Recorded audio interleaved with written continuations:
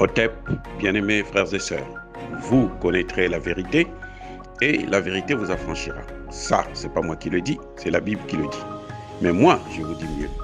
Vous connaîtrez la vérité historique, notamment celle de vos ancêtres kémites, et vous aurez une vision globale de ce que c'est que la vraie souveraineté politique.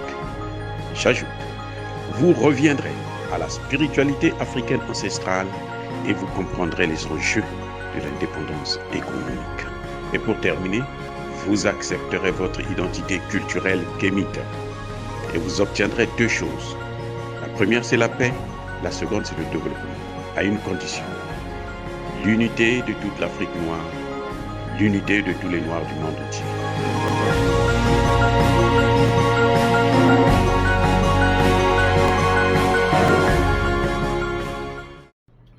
Otep à tous, bien-aimés frères et sœurs.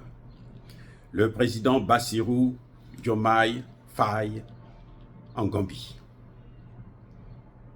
C'est son frère gambien. Je vous donne cette information afin que vous puissiez comprendre un peu la différence entre le déplacement de Bassirou en Gambie et celui de Bassirou en Mauritanie. Pour que vous puissiez comprendre ce qui nous attend. Oui, ce qui nous attend. Alors, Bassirou part en Gambie. L'objectif du voyage est clair. Approfondissement des liens commerciaux, sécuritaires et culturels. Est-ce qu'il y a quelque chose d'autre à voir là, à dire là? Rien. Parce que c'est clair. Et c'est louable. C'est tout à fait normal. C'est très bien. Il faut approfondir les relations. La Gambie est pratiquement dans le Sénégal. Oui. Alors, la différence avec la Mauritanie. La Mauritanie, Bassirou est allé rencontrer des chefs religieux. En dehors du président, bien sûr. Le voyage, c'était pour la religion. Puisque quand il revient, il met en place une direction pour la gestion des religions et autres. Fait la promotion de l'islam, machin, tout ça. Est-ce que dans le programme de Bassirou, il y avait ça? Est-ce que les jeunes Sénégalais ont demandé ça? Est-ce que la foi des Sénégalais, là, ils ont attendu Bassirou pour l'avoir? C'est-à-dire qu'il faudrait qu'on puisse se comprendre. Les Sénégalais n'ont pas commencé à prier depuis que Bassirou est président. Ils ont commencé à prier depuis des siècles. C'est un pays où plus de 90% de la population est musulmane. Ils connaissent bien la religion là. Ils n'ont rien à prendre de Bassirou qui, peut-être même, ne respecte pas toutes les règles. Ça veut dire quoi? Ça veut dire qu'en Mauritanie, il était parti pour avoir des instructions. Il n'est pas parti pour un voyage normal, présidentiel normal, non. En ce moment, en ce net moment, l'OTAN est en perte de vitesse en Afrique et notamment dans le Sahel où ils ont perdu. Vous savez, les Américains ont décidé là qu'ils vont partir. Ils ont tenté de négocier pour se maintenir. Ce n'est pas possible, ça n'a pas marché. Et le général Tchani était ferme. Maintenant, ils sont obligés de partir et ils ont accepté de partir. Mais ils ne partent pas sans rancœur. Ils partent pour revenir faire la guerre. Pour faire la guerre, il faut être au Sahel. Il faut être dans le Sahel. Je vais vous dire une chose que beaucoup parmi vous ne connaissent pas. Le Sahel, dans la tête des Occidentaux, ça commence au Sénégal jusqu'au Soudan. Je répète, je reviens. Le Sahel, là, ça commence au Sénégal jusqu'au Soudan. Tout ça, c'est ce qu'on appelait le Sahel. Le vrai Sahel, c'est ça. Maintenant, pour être toujours crédible dans le Sahel, il faut encercler les 3 pays réfractaires, le Mali, le Burkina Faso et le Niger. Le Mali a une grande frontière avec le Sénégal, avec l'Algérie et avec la Mauritanie. D'où le choix de la Mauritanie.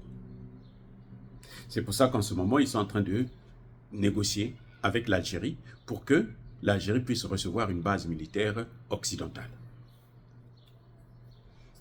Au moment où nous parlons, là, il y a une délégation de l'OTAN qui est en Algérie. L'OTAN, là, il faut bien savoir, ça veut dire quoi? Organisation de l'Atlantique Nord. Donc ça part de l'Europe, là, jusqu'aux États-Unis. Ça ne vient pas dans le sud. Parce que nous sommes dans l'Atlantique Sud. Qu'est-ce qu'ils viennent faire en Algérie? Puisque c'est pour l'Atlantique Nord. Pourquoi ils viennent négocier en Algérie? Pourquoi il n'y a pas des relations bilatérales entre les États-Unis, la France, l'Allemagne, l'Angleterre et l'Algérie? Pourquoi c'est l'OTAN qui vient, des militaires qui viennent pour parler? Et l'OTAN n'est pas une organisation économique comme les BRICS, par exemple. L'OTAN, c'est l'armée, c'est la guerre. C'est la plus grosse machine de guerre que le monde n'ait jamais connue. Je reprends. L'OTAN, hein, c'est la plus grosse machine de guerre que le monde n'ait jamais connue. Donc, quand ils vont en Mauritanie, ce n'est pas par hasard. Ils y vont parce qu'ils savent qu'ils ont des intérêts stratégiques à protéger dans le Sahel. Et ils auront besoin du Sénégal. Tout comme ils auront besoin du Bénin. C'est pour ça qu'ils sont en train de déporter un lot de terroristes au Bénin qui vont commencer l'agitation et puis pousser Patrice Talon à accepter de grandes bases. Ils sont déjà là. Hein. Il y a déjà des bases militaires françaises au Bénin. Mais ils veulent maintenant que ce soit officiel, mais des grandes bases pour venir lutter, soi-disant contre le terrorisme, mais en fait pour venir enfoncer le clou et chercher des moyens pour agresser le Niger. Voilà ce qui est en train de se passer. Donc vous voyez bien, là, il y a une grande différence entre le voyage de Bassirou en Gambie et le voyage de Bassirou en Mauritanie. En Mauritanie, c'est un voyage géostratégique. Là, il se soumet à ses maîtres. Il est parti pour prendre des instructions pour la politique qu'il va mener et comment il va orienter cette politique. En Gambie, c'est un voyage présidentiel normal, traditionnel, et qui est très important d'ailleurs, parce que les objectifs sont clairs.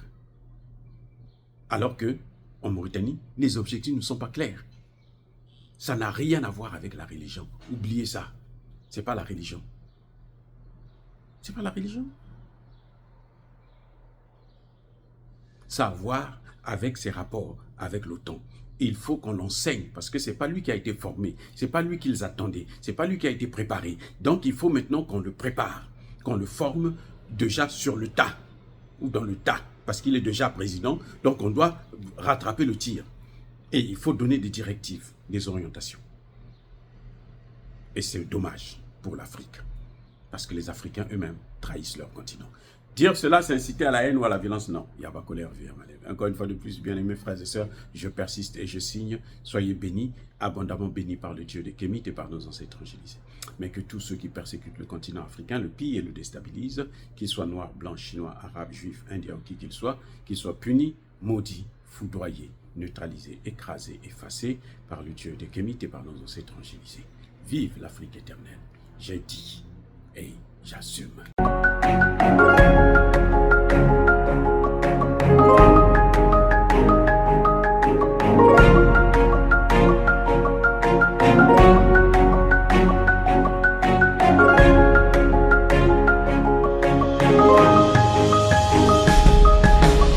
Eux, ils marchent par la foi et non par la vue.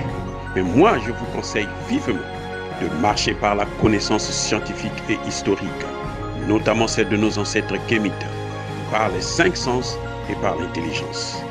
Otep, vive l'Afrique éternelle et que Dieu vous bénisse. Abou Abia.